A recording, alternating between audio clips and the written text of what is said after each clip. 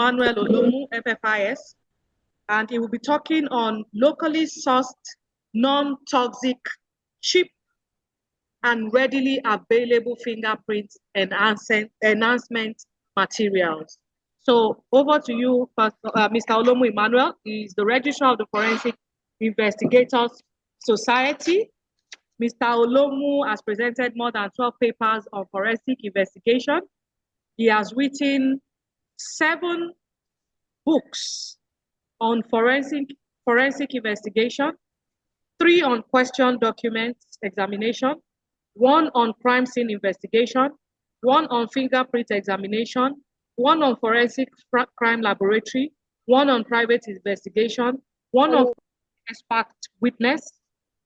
And his book can be found on Amazon.com and Google Books. He's also a question document examiner and a private investigator. And like I mentioned earlier, he's a fellow of the Forensic Investigator Society. Over to you, Mr. Olomu Emmanuel. Thank you, ma'am. Good morning, everybody. Please, can you hear me? Okay. Good morning, sir. Yes, we can hear you. My name is Emmanuel Oladipo. Emmanuel Olomu. Let me remove and the topic before me is locally sourced, non-toxic, cheap, and readily available fingerprint enhancement materials. Locally sourced, non-toxic, cheap, and readily available fingerprint enhancement material. No two people have the same fingerprints. Even identical twins with identical DNA have different fingerprints. This uniqueness allows fingerprint to be used in identification purposes, in crime scene investigation. Latent prints left unintentionally at the crime scene by the suspect has been the oldest and common forensic method to solving crimes. Powder dusting is a popular method for detecting latent fingerprints. Most of the commonly available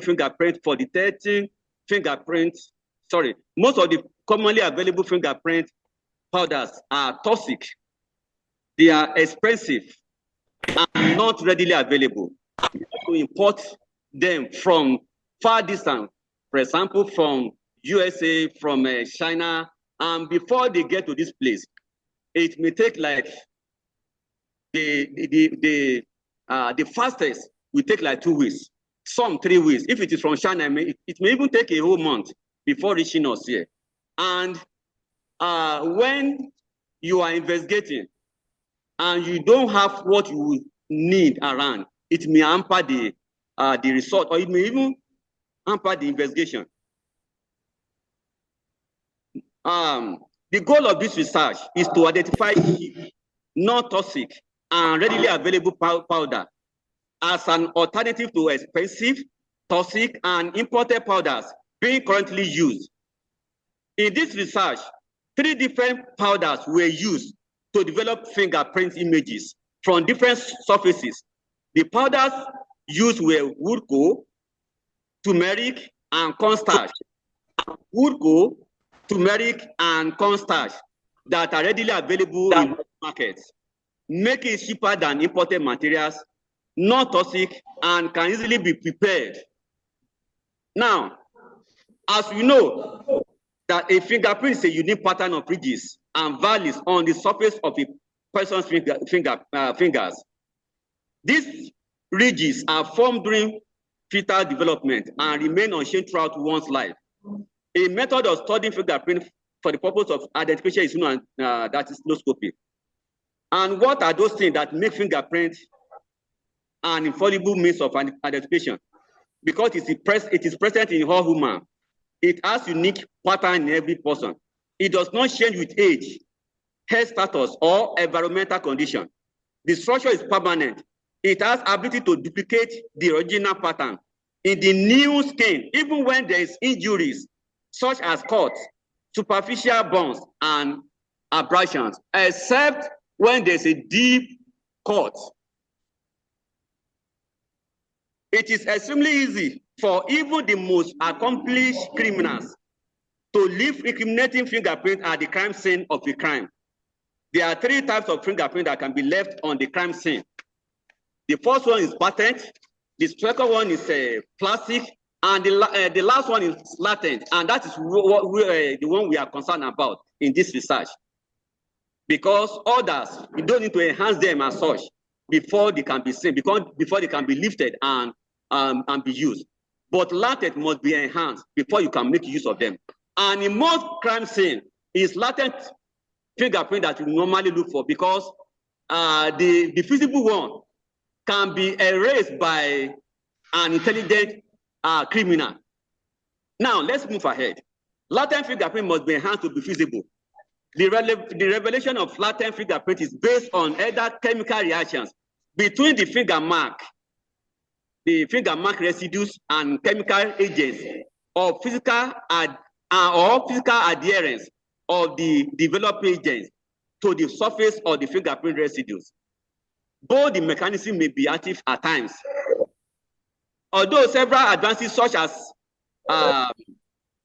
using alternative light source and some other ones has been developed now, but this dosing is still potent, is still commonly used. And some of these other ones that are the one that are recently been how can I call it? Discovered. Those ones, they still have some problems that are yet to be solved. But this one has been used for years, and it is very easy to use. Now, let's move ahead. One of the methods used in flattened fingerprint enhancement is powdering. Powdering is done with different powders. These powders are toxic, as we said, expensive, and not readily available in our country because they are imported. Hence the need for alternative, locally sourced fingerprint materials that are not toxic, less expensive, and readily available. Can you hear me? Yes. Okay. When formulating an alternative local source fingerprint enhancement material, these following criteria must be taken into consideration. Please, people that are online, can you hear me?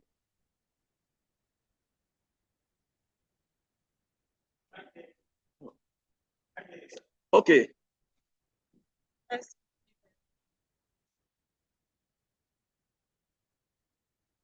Is the network? Let's give it like a minute to.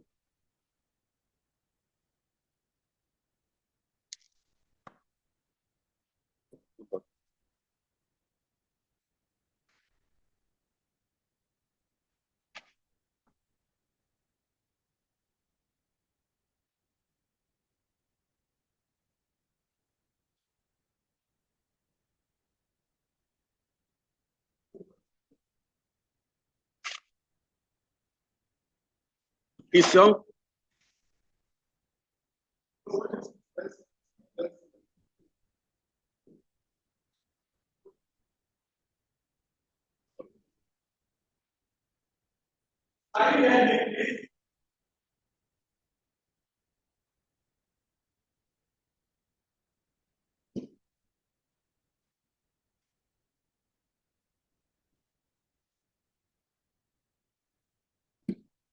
Okay. Come. Yes.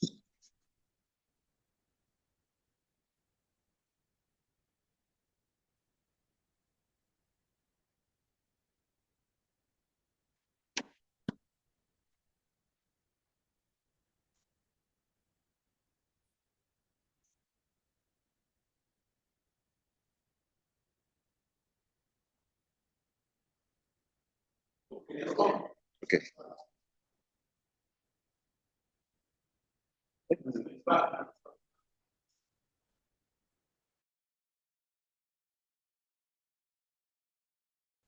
It is extremely easy for even the most accomplished criminals to leave incriminating fingerprint at the crime scene of a crime. There are three types of fingerprint. There are three types of fingerprint that can be left on the crime scene. The first one is patent, the second one is plastic, and the third one is latent, which is the primary one that concerns us most now.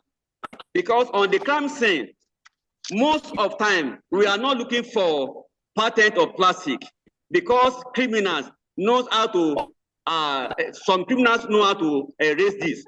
But latent is not visible. They may not even know at times that they have deposited it there. Therefore, that is what we are looking for. And it needs to be enhanced.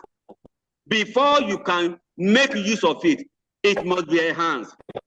So, latent fingerprint must be enhanced to be visible.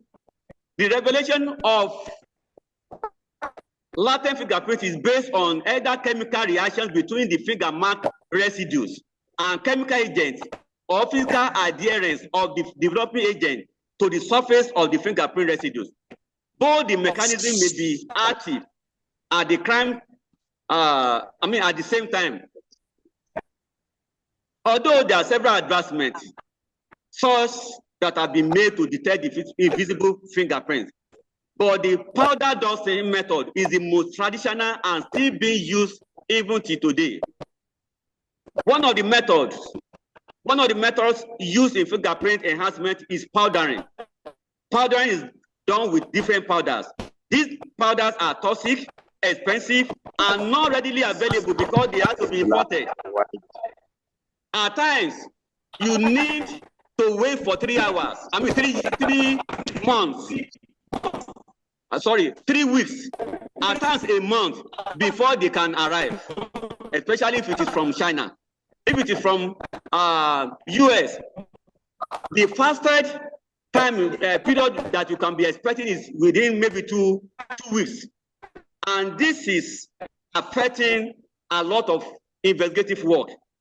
So now it is high time for us in this country to look inward, to see what you can do to get those materials that will not be toxic, that will not that will not rely on external forces before we can do what we like.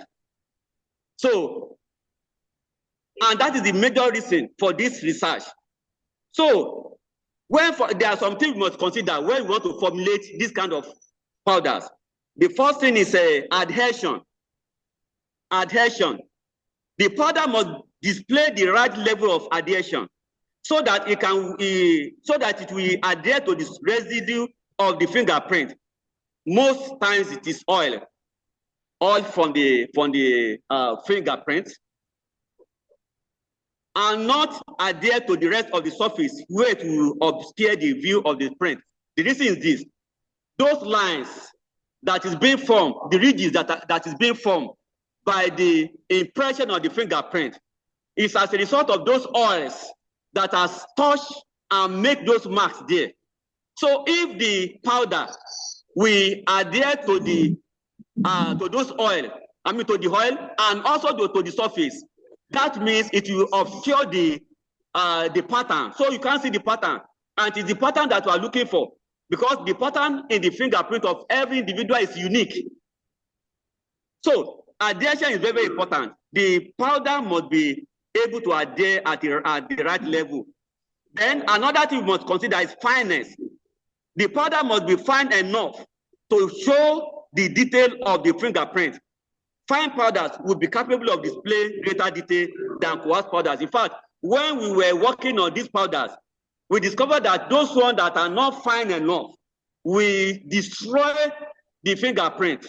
We destroy it, whether on charcoal or turmeric or the compounder that we use. All of them, anyone that is not fine, will not do the work rightly.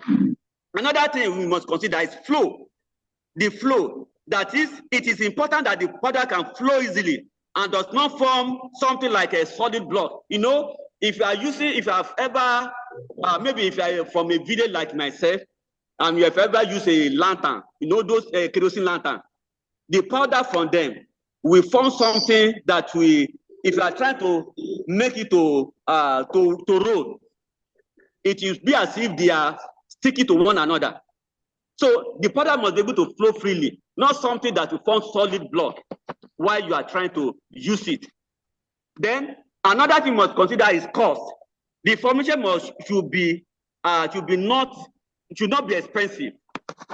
In fact, all these, the one that we work upon, the charcoal, what you can use for it is around. Only that it's not every wood that is good enough for it. And you must burn them at the right level. For example, you burn them to a stage where the whole wood might have turned to a black substance. That time, it can, when you grind it, it will be able to give you what you want. But if you still see brown, if you still see brownish color from it, it will not give you what you want. If you grind it to a fine powder, it will not still work because the chemical in it, those carbons in it are needful for it to work. Now, another thing that you must consider is the ingredient used should not contain any toxic substance. And those things that we use, all the three, for example, charcoal, wood charcoal is not toxic. Wood charcoal is not toxic. In fact, there are some cases if you drink anything poison, anything but poisonous, if you drink charcoal, it will help you to release. It will relieve you of the problem. It will not allow that the. So now, charcoal is not toxic. Turmeric is being used by our women for cooking. Am I correct? So it's not toxic. Also, corn flour is not toxic. So those materials are not toxic at all. So we can use them. Most of these things that we imported, either from USA or from any country of the world, those powders many of them are highly toxic. That if you inhale them, you may have cancer. Or you have open wound and you allow them to get into your blood, you may have cancer. Because some of them contain fine metals. And those metals, if they get into your system, they can't be eliminated easily. So they be cancerous into this in the system. But all these three materials, even if you hear them in your nose, they are not toxic because these are the things that are natural and will be eaten before now. And also the shelf life, that is how long that it will remain stable, how long that it can stay without, if you don't use them for 1 year, are they still going to be useful? That is the shelf life. So all these. Pardon? No.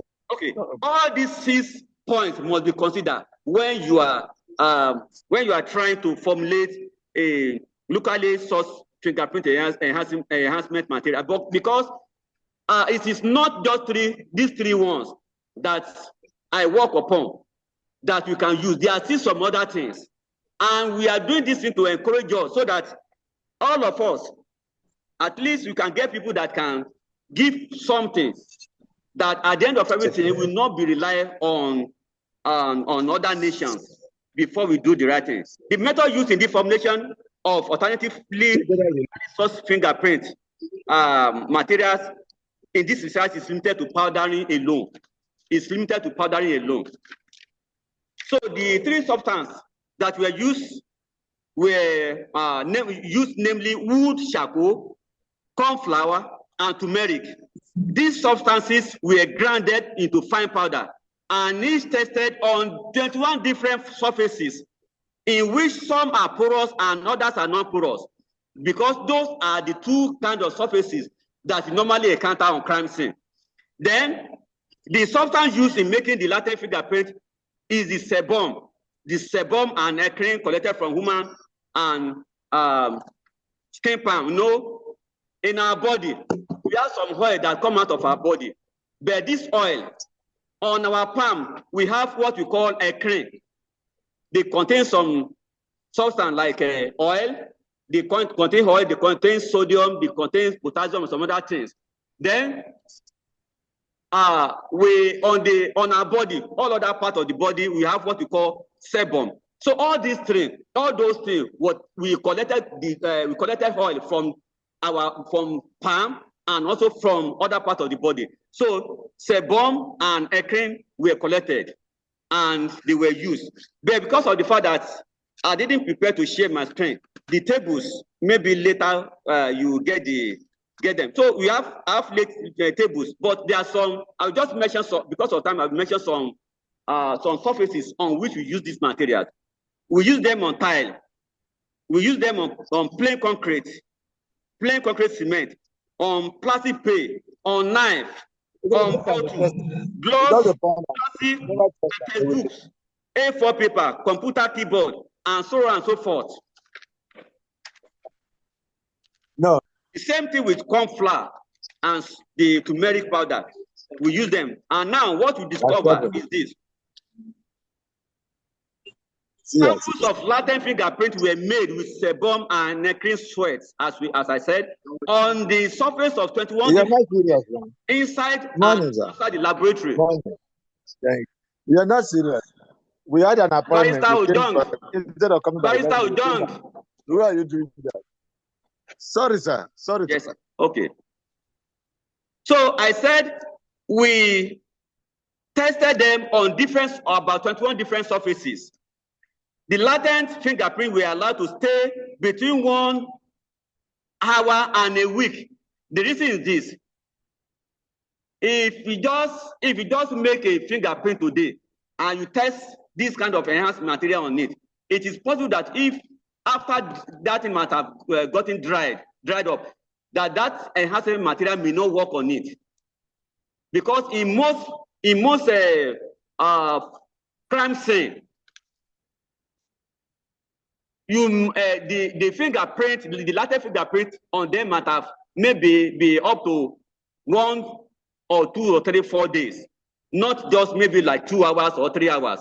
In fact, at times, by the time before you can get an investigator to come and work on the crime scene, it might have gotten to maybe like 2 weeks or 3 weeks. So that is why we made sure that we didn't just tested it immediately. So after we tested it like that, we discovered that, and we used fingerprint brush to make them visible. And later we uplift the same way we normally uplift the imported ones, those ones that are imported. So what we got is this. The images were lifted one after the other by the use regular cellophane tape, which was used to cover the image carefully from one side to the other to make sure ear bubble is not trapping. After which the tape was lifted and placed at the back of a backing card, the way we normally do it. Camera at times, also we camera them for lifting before now transfer to computer. Now, the analysis is this. All the fingerprints obtained by using the 3 powders have clear ridges. The wood charcoal is better on white or bright surfaces. Corn starch is better on dark or dull surfaces. While turmeric powder is good on several surfaces. So you can use it on dull or bright surface, that of turmeric. But if you're talking about bright or white surface, charcoal work better. This is where I'm going to stop. Thank you for listening.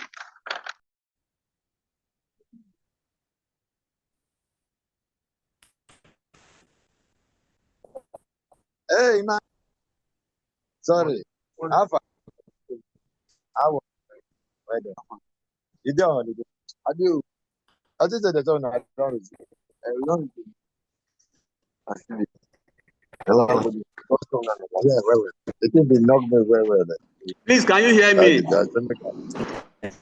I can hear you now. When you're talking, I can hear you, but I couldn't hear anything. We can hear you now. Okay, let me do a kind of recap. Yes. Okay. I said